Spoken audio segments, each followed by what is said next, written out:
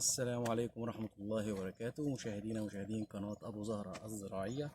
أهلا ومرحبا بكم في فيديو جديد هنتناول فيه أهم المعاملات أو التوصيات الفنية اللي بتتم على أشجار المانجو في شهر 7 يوليو 2023.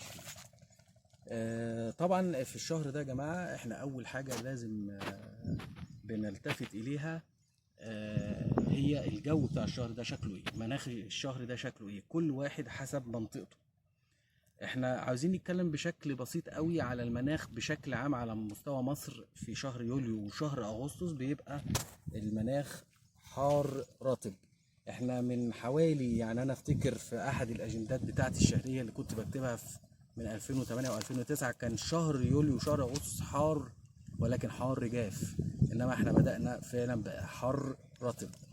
حر رطب ده يعني في بعض الامور اللي ممكن او اللي المفروض ناخد بالنا منها عشان خاطر ما نخشش في مشاكل كتيرة. ممكن المشاكل دي لا مؤاخذة تعمل لنا مشاكل عديدة على الشجر، منها امراض فطرية، منها امراض حشرية، منها الأسوعة للثمار، خصوصا الثمار اللي هي ما بتتغطاش.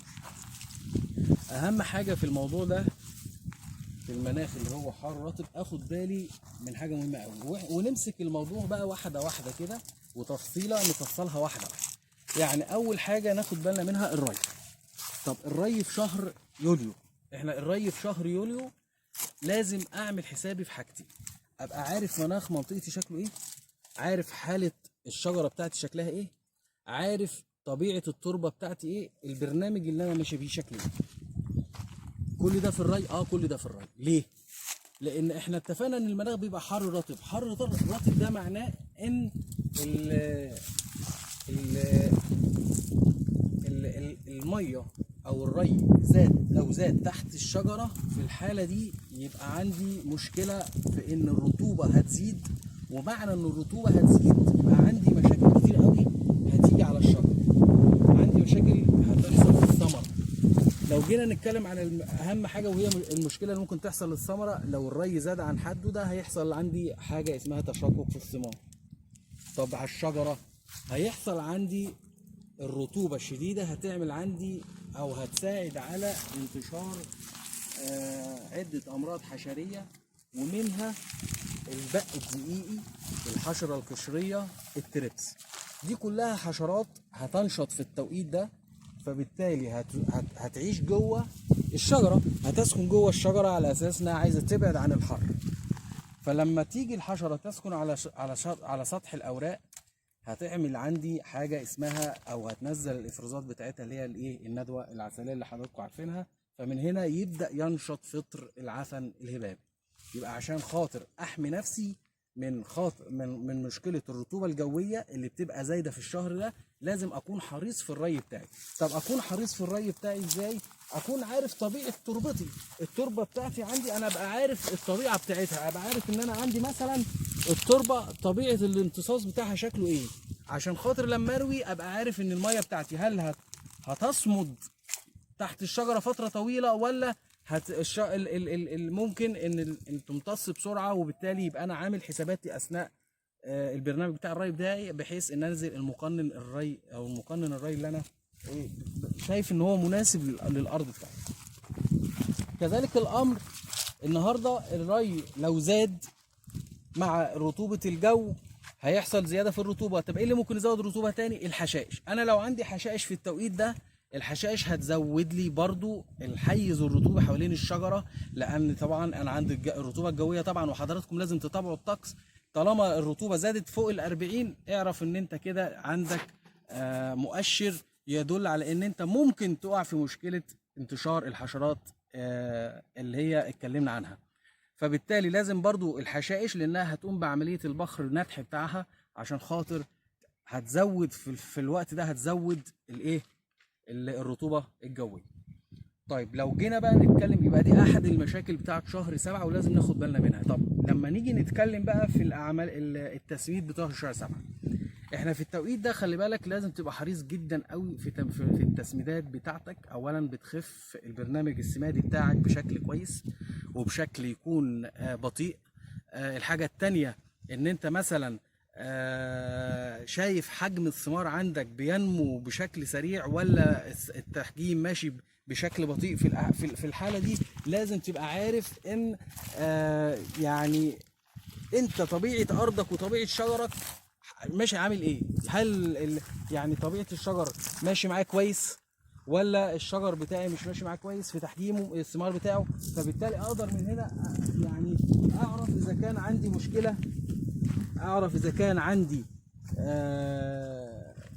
مشكله في التحجيم، يبقى ابدا ما اخففش المقنن السمادي بتاعي بل بالعكس ازوده. لكن لو عندي التحجيم ماشي بصوره سريعه زي بعض المناطق زي ما اتكلمنا في فيديوهات قبل كده، يبقى في الحاله دي انا محتاج ان انا يبقى المقنن السمادي بتاعتي اخف فيه واحده واحده مع الايه المقنن الرطوبي.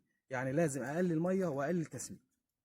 ده بالنسبه للتسميد. طب انواع التسميد اللي مستخدمه، انواع التسميد انت لازم تراعي حاجتين هنا. انت مش كل همك ان انت بتغذي ثمره بس، لا انت بتغذي ثمره، بتغذي النمو هيطلع جديد، بتسوي طراح جديد. لان الشجر طبعا زي ما حضراتكم عارفين في شهر 7 بتبدا دوره نمو جديده. دوره النمو الجديده دي ممكن تبقى يعني في بعض الاشجار اللي بتبقى محمله تحميل وسط بتبقى دوره النمو شكلها كبير على الشجره. لكن اللي شايله يعني زي دي مثلا، الشجره دي محمله تحميل بسم الله ما شاء الله فما فيهاش دوره نمو. ولكن في الحاله دي انا لو في شجره ثانيه عليها دوره نمو شغاله انا مش هظلمها. يبقى انا النهارده لازم اراعي في البرنامج السمادي بتاعي انواع التسميد اللي انا هحطها. يبقى مش كل همي ان انا بحجم فقط، لا احجم واسوي في الطراح. طيب من العمليات الفنيه اللي بتجرى في التوقيت ده بقى في شهر 7 لازم نعمل عمليه او دوره التعليم اللي بتتم في التوقيت ده، اللي هي برد فيها الطراحات اللي هي ما حملتش معايا. دوره التعليم دي احنا بنسميها دوره التعليم الصيفي، ودايما بتتم في الاصناف اللي هي المتقزمه زي الكيت والنعومي والاصناف دي بتتم في شهر 7. لكن في الاصناف المحلي الايه بتتم في توقيت قبل ده من بعد تنزيل الايه، من بعد ثبات الايه العقد مباشره يعني. طيب انا او بتبقى يعني بتبقى بالتحديد كده في ايه في اواخر شهر 5 من منتصف شهر 5 كده. ده بالنسبه للاصناف المحلي. انما الاصناف اللي هي الاجنبي بتبدا معانا من التوقيت ده. ايه اللي بيتم في موضوع التقليم ده؟ الفتره التقليم اللي بيتم ده، التقليم اللي هو بيتم في شهر 7 طبعا بيبقى اهم حاجه عندي حاجتين. ابص على الشمراخ اللي هو فض نفسه او الصف نفسه، ده اهم حاجه لازم اطوشه. طب التطويش يتم ازاي؟ التطويش يتم بالنسبه للاصناف زي النعومي زي لافين عليه كده على 3 ابراج. لو انا الطراح طوله برجين يبقى انا باخد من على طول من على العقده من تحت العقده على طول، على اساس ان انا مش ما ينفعش انزل تاني بعد كده. بالنسبه للكيت يبقى انا اشتغل على برجين، لكن في النعومي اشتغل على 3 ابراج. يفضل 3 ابراج. ليه يفضل على 3 ابراج؟ ده مهم جدا السؤال دوت. لان يا جماعه انتوا عارفين النعومي ما لهوش سياسه في التزهير. النعومي ممكن يدي دورة تزهير اخرى بعد كده، تبقى مثلا في شهر 8، ممكن تبقى في اواخر 7، ممكن تبقى في اول 9. يبقى في الوقت ده انت النهارده فقدت برج. يبقى انا النهارده لو عملت ان انا عملت التطويش بتاعي على برجين، يبقى انا كده رديت الطراح بتاعي زياده عن اللزوم. يبقى عشان اكون في الامان، اكون واخد احتياطاتي كويس قوي، لازم اكون على 3 ابراج. حتى لو حصل التزهير وبعد كده حبيت ان انا ارد البرج، فانا عندي الاحتياطي بتاعي موجود او عندي طراحي سليم مفيش فيه اي تأثير.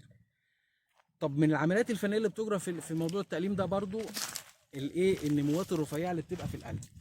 انت عندك في نموات بتبقى بنسميها النموات الناعمه او الرفيعه، دي ما بتبقاش ليها اي اهميه، هتاخد غذاء على الفاضي، فانا بصفيها. اهم حاجه بس ان انا ما اسيبش كعوب. اهم حاجه ان انا اجي امسح اي نمو ما اسيبش ليه كعب. الحاجه الثانيه اللي المفروض بتتزال في التوقيت دوت لو في عندي اكاروس. لو عندي اكاروس بنزل المسافه المعروفه وبطهر المقصات بتاعتي كل فتره او كل كام شجره كده بطهر المقص بتاعي كويس. من الحاجات برضو اللي بيتم ان انا اهتم بيها في التوقيت ده ان انا احافظ على حجر الشجره بتاعي. ما ينفعش ان انا ارفع حجر الشجره زياده عن اللزوم. لازم حجر الشجره، يعني انتوا لو تلاحظوا هنا حجر الشجره مناسب بالنسبه لحجمها. ليه؟ لان هنا طول ما انت محافظ على حجر الشجره، طول ما انت عندك ضامن محصول كويس وضامن ربنا سبحانه وتعالى. ولكن هو المحصول الاقرب للجذر هو اللي بيبقى فيه الجوده وفيه الايه المواصفات التسويقيه الجيده بتاعته احسن من اللي فوق. الحاجه الثانيه ان انا احمي الجذع بتاع الشجره بتاعتي من التشققات، والا انا لو رفعت الحجر زاد عن اللازم خلاص كده بقى عرضه للشمس مع الرطوبه مع الرطوبه الارضيه برضو، هتبص تلاقي ايه التشققات هتشتغل. طب من الحاجات الفنيه بقى اللي هنبدا نقولها برضو، انت مثلا حضرتك قلمت او قصدي طعمت في شهر 5 او في اواخر 4 او في اول 6 طعمت شجر، لازم اي سرطانات هتطلع بعد موضوع التطعيم. طبعا بعد القلم ما نجح وانا شفت ان التطعيم بتاعي القلم نجح، خلاص في التوقيت دوت انا بعمل ايه؟ ببدا ان انا اشتغل على السرطانات اللي بتطلع تحت الكرسي اللي انا طعمت عليه.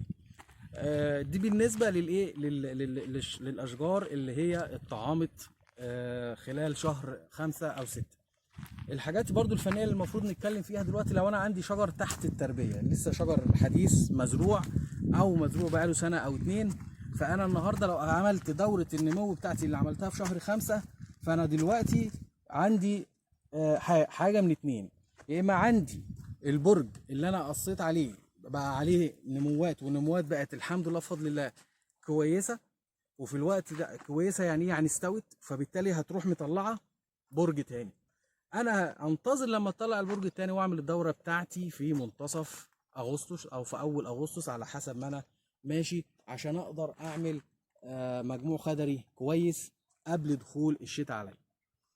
بالنسبه للجماعه اللي بتزرع دلوقتي ومتاخره في الزراعه، يفضل ان انت هتزرع يبقى انت تعمل حمايه كويسه جدا من اشعه الشمس المباشره، لان انتوا عارفين 7 و8 دول اشعه الشمس بتبقى قويه، ودي دول شهرين اللي بيبقى فيهم اقصى قوه لاشعه الشمس فيها، فبالتالي لازم احمي نفسي بان انا اعمل سبايت حوالين الشتله وانا بزرع، واكون عامل احتياطاتي في الميه قبل ما ازرع برضو، عشان ابقى عارف ان ميتي هتكفي على حسب المساحه اللي انا هزرعها. دي كانت كل الحاجات والامور اللي احنا عاوزين نتكلم عليها في اهم التوصيات بتاعه شهر 7. المهم ان احنا ناخد بالنا لان في نشاط كبير جدا للبق، للتربس، للحشره القشريه، للمن، والاربع حشرات دول اعداء لدوده للمانجا. يزيد عليهم بقى حاجه خامسه، وهو العنكبوت الاحمر. في اصابات منتشره بالعنكبوت الاحمر في معظم حقول التين البرشومي، الخوخ، حقول الخضر زي الباذنجان والفلفل والخيار. كل دي حقول منتشر فيها العنكبوت الاحمر بدرجه كبيره جدا، فلازم نبقى واخدين بالنا وبنكافح بطريقه سليمه وصحيحه، وما قاعدش ماده فعاله مرتين. يعني مثلا اروح اشتري ماده عبوه ممكن تبقى الشكل مختلف، لكن الماده الفعاله واحده، عشان دي شركه ودي شركه، فلازم اخد بالي من ان انا ارش بطريقه جيده. وارش العنكبوت الاحمر بالمناسبه بيترش فيه والشمس طالعه، ما ينفعش ان انا ارش في الليل او في الصبح، لان العنكبوت الاحمر لازم ارش وقت نشاطه.